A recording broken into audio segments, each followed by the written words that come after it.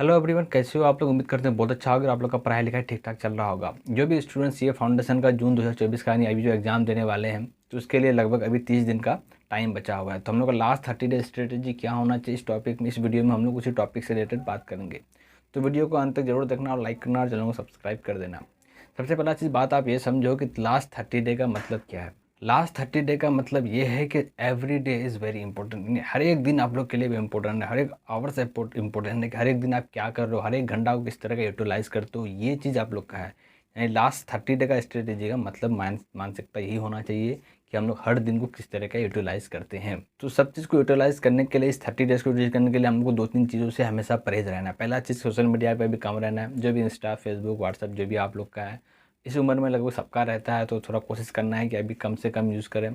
ऐसा अगर लगता है कि आप अगर नहीं भी यूज़ करो बिल्कुल भी तो बेहतर है, यानी आपको लगता है कि नहीं थोड़ा बहुत तो करना ही चाहिए, तो थोड़ा सा आप कर सकते हो। ऐसा कोई बात नहीं है कि 100% ज़रूरी नहीं है कि 100% ही अवॉइड करें, ज़रूरी नहीं है। मतलब बहुत कम समय देना है सोशल मीडिया में और ज़्यादा से ज़्यादा पढ़ाई में अपना टाइम को वेस्ट करना है। सबसे पहला चीज़, हम लोग 2 ऑप्शन हम लोग के पास रहता है कि हम लोग पढ़ाई को अभी किस तरह करें 60 दिन में। पहला ऑप्शन हम लोग के पास ये रहता है कि हम लोग जो है एक दिन में चारों पेपर को पढ़ाई करें। कहने का मतलब ये है कि एक दिन उठाए, उसमें 2 घंटा अकाउंट्स पढ़े, 2 घंटा लॉ पढ़े, 2 घंटा मैथ्स पढ़े और 2 घंटा इकोनॉमिक्स पढ़े। दूसरा ऑप्शन हम लोग के पास ये रहता है कि एक दिन में एक पेपर करिए, 1 डे 1 पेपर। इसका मतलब ये है कि आज अकाउंट्स पढ़े, दिन भर अकाउंट्स पढ़े और मैक्सिमम चीज़ कवर कर लिए। दूसरा दिन फिर लॉ उठाए और इस तरह का मैक्सिमम चीज़ कवर कर लिए। तो दोनों का अपना अपना अलग अलग अप्रोच है। कुछ लोग बताएंगे कि मतलब कि जो एक दिन में एक सब्जेक्ट पढ़ो, कुछ लोग बताएंगे कि नहीं सारा सब्जेक्ट को लेके चलो। तो ये मतलब अपने अपने पे डिपेंड करता है कि आप लोग किस तरह से आप लोग का बेस्ट आउटपुट आता है, कि मकसद यही है कि हम लोग का आउटपुट बढ़िया आए, है ना। तो उस जैसे आप लोग का आउटपुट बढ़िया आए आप लोग वैसा करो। इसलिए ऐसे बता रहे हैं क्योंकि क्या है ना, एक सब्जेक्ट आप अगर पूरा दिन पढ़ते हो तो बोर हो जाते हो, पढ़ने का मन नहीं करता है। और बहुतों का कहना ये है कि मतलब कि अगर हम लोग दिन भर में 5 सब्जेक्ट, पाँचों से चारों सब्जेक्ट पढ़ते हैं तो मतलब बराबर टाइम नहीं दे पाते हैं। तो अपने अपने पे डिपेंड करता है कि आप लोग किस तरह करते हो। हाँ, हमसे पूछोगे तो जो लास्ट समय है आप लोग प्रोफेशनल लेवल पे आ रहे हो, यानी सीए फाउंडेशन पार करने के बाद इंटरमीडिएट में आ जाओगे, तो एक हाई प्रोफेशनल लेवल आ रहे हो। मैं आप लोग का जो मानसिकता है, थिंकिंग पावर, सब कुछ अभी बढ़ने वाला है। तो अभी से चीज़ को अगर डेवलप करो ना, तो रैंकर लोग होता है जो मतलब ठीक ठाक पढ़ाई करता है या इंटरमीडिएट का स्टूडेंट होता है, तो इन लोगों का अप्रोच ये रहता है कि एक दिन में एक सब्जेक्ट को उठाएं और उसको कंप्लीट कर दें। यानी एक सब्जेक्ट उठाओ और कंप्लीट कर दो, ये अप्रोच रहता है। बट आप लोगों को ज़रूरी नहीं है कि आप ऐसा करो। मैं हमेशा बोलते हैं ज़रूरी नहीं है आप लोग के लिए। वो अपने पे डिपेंड करता है कि आप किस तरह का बेस्ट आउटपुट निकाल पाते हो। तो चाहे एक सब्जेक्ट उठाओ और पूरा दिन में कंप्लीट कर दो, या फिर एक दिन में थोड़ा थोड़ा करके पाँचों सब्जेक्ट पढ़ो। हमने, मेरा बात करो तो हमने जो है लास्ट में ऐसा किया था कि पाँचों सब्जेक्ट को हम बराबर लेके गए थे, क्योंकि रीज़न ये है कि एक सब्जेक्ट को उतारते हो, दूसरा सब्जेक्ट छोड़ देते हो तो उसको तुम भूल जाओगे। तो भूलना भी तो नहीं है, किसी सब्जेक्ट को छोड़ना भी नहीं है, क्योंकि सारा सब्जेक्ट का जो हम लोग का वेटेज है बराबर है। सारा चीज़ इंपॉर्टेंट है एग्जाम में पास करने के लिए भी। किसी भी टॉपिक में, किसी भी पेपर में अगर आपका 40 से कम आ गया तो फिर आप गड़बड़ हो जाएगा, पास नहीं हो पाओगे। तो सबको बराबर लेके चलना है। हाँ, जिसमें आप कमज़ोर हो तो उसमें ज़्यादा टाइम देना है, जिसमें आपको लगता है कि ना ठीक ठाक मार्क्स मिल जाएगा तो उसमें थोड़ा सा कम ध्यान देना। तो अपने हिसाब से आप लोग को डिसाइड करना है। आगे बात करते हैं हम लोग अगर, कि आप लोग के पास जो 30 डेज़ है, अभी 30 डेज़ में ना, और मतलब इसको जो है टर्म मत करना है। रीज़न ये है कि हम लोग के पास जब 6 महीना रहता है तो बोलते हैं कि 6 महीना है, लास्ट 6 मंथ का स्ट्रेटजी क्या है। फिर हम लोग के पास 3 महीना आता है तो बोलते हैं लास्ट 3 मंथ का स्ट्रेटजी क्या है। फिर हम लोग के पास 2 महीना आता है, लास्ट 60 डेज़ का स्ट्रेटजी, फिर लास्ट 30 डेज़ का स्ट्रेटजी। अब जो है इसमें स्ट्रेटजी नहीं बनाना है, यानी जो भी करना है इस 30 दिन का स्ट्रेटेजी में ही रखना है। ऐसा नहीं करना है कि आप 10 दिन का स्ट्रेटेजी बना लें, 10 दिन में ये करना है, 10 दिन में ये करना है, फिर 10 दिन में ये करना है। ऐसा बिल्कुल भी मत करना।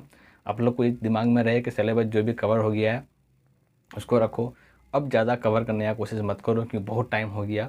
अब ज़्यादा टाइम है नहीं, अब जो है ना रिवीजन फेज में चले जाओ आप लोग। जितना भी हुआ है, शायद 60% से प्लस होगी, 70% के आसपास सिलेबस हो गया तो ठीक है, छोड़ दो। अगर हाँ 60% से नीचे हो तो फिर कवर करने की कोशिश करो, क्योंकि भी बहुत ज़्यादा रिस्क हो जाएगा 60% से कम अगर किए हो आप तो। कम से कम 80 प्लस आप लोग का सिलेबस कवर होना चाहिए यहाँ पे। तो हम ये कहेंगे कम से कम इतना भी रिस्क नहीं लेना है कि 50% या 60% सिलेबस कवर हुआ और पढ़ाई छोड़ दिए, मतलब आगे का कवर नहीं किया और उसको रिवीजन फेस में चले गए। तो इतना ज़्यादा रिस्क नहीं लेना है। कम से कम 80 प्लस आप लोग का सिलेबस कवर होना चाहिए। जिसका 80 प्लस कवर हो गया तो भाई आप लोग ज़्यादा मतलब एक्स्ट्रा करने की कोशिश मत करो।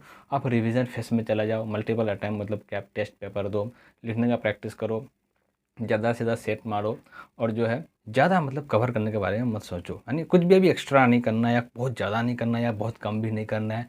हाँ, बस पढ़ाई करना है, बस मानसिकता ये होना चाहिए।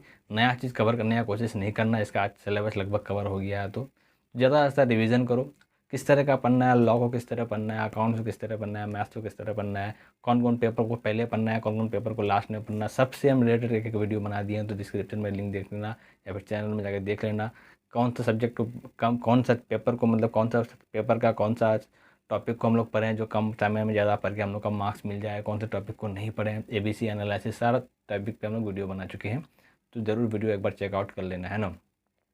बाकी आगे चलते हैं, पढ़ाई से रिलेटेड बात करते हैं। तो पढ़ाई का ये करना है कि अभी आप लोग को जो है ज़्यादा से ज़्यादा इफेक्टिव आवर पढ़ाई में निकाल लेना है। ज़्यादा से ज़्यादा पढ़ने की कोशिश करना है, जितना आवर्स कम से कम 8 से 9 घंटा तो पढ़ना ही है, कम से कम बता रहे। ज़्यादा से ज़्यादा अपने आप पे डिपेंड करता है कि आप कितना ज़्यादा पढ़ पाते हो। कोशिश करो यार कि मतलब इस बार निकाल लेना है। जिसका भी 2 दिन अटैम्प्ट हो चुका है तो उसको तो ज़्यादा कोशिश करना है, और जिसका फर्स्ट अटैम्प्ट है तो भाई फर्स्ट अटैम्प्ट में ही निकाल डालो। ज़्यादा मतलब प्रेशर मत दो, दिमाग में चीज़ मत डालो कि नहीं 2-3 अटैम्प्ट है, साल में 3 बार हो गया, आराम से निकल गया, ये सब चीज़ दिमाग में आने मत दो। इस बार लास्ट है, जो हमको पास करना है तो बस पास करना है। इस चीज़ को देखते हुए एग्ज़ाम का प्रिपरेशन करना है। टेबल चेयर में बैठ के पढ़ने की कोशिश करो, क्योंकि आप टेबल चेयर में पढ़ते हो तो इफेक्टिव पढ़ाई ज़्यादा होता है। बेड में पढ़ने की कोशिश मत करो। बेड में पढ़ने से क्या होता है कि वो इफेक्टिवनेस पढ़ाई जो आउटपुट होना चाहिए पढ़ाई का वो नहीं मिल पाता है, नींद आने लगता है, या नीचे बैठ कर पढ़ाई करने से कमर दर्द करने लगता है। तो कोशिश करो टेबल चेयर में पढ़ने का कोशिश करें, है ना। तो ये सब बेसिक चीज़ था, मतलब ज़्यादा कुछ करने का कोशिश नहीं करना है, बस सिर्फ पढ़ाई करना है, बस और कुछ नहीं करना है। और 30 दिन को बहुत बढ़िया से इस्तेमाल करो। ये 30 दिन बहुत ज़्यादा है आप लोगों को पास करने के लिए। ठीक ठीक 30 दिन पढ़ लिए ना, पहले कितना क्या पढ़े हो नहीं पढ़े इतना इम्पोर्टेंट नहीं रखता, लेकिन ये 30 दिन अगर आप पढ़ लिए तो आप पास हो जाओगे। वहीं अगर पहले तुम अगर कुछ भी बहुत ज़्यादा पढ़ाई की और अभी 30 दिन पढ़ाई नहीं की तो तुम फेल हो जाओगे, गारंटी बोलते हैं हम। तो अभी 30 दिन जो है इसको जो है बिल्कुल भी हल्के में मत लेना, दिल से पढ़ाई करो और पास हो जाओगे यार। वो उम्मीद है कि आप सब पास हो जाओगे। बाकी बेस्ट ऑफ लक तुम्हारे एग्जाम के लिए, और पढ़ाई करो दिल से, है ना। मिलते हैं बहुत जल्द एक नई वीडियो के साथ, तब तक के लिए बाय बाय।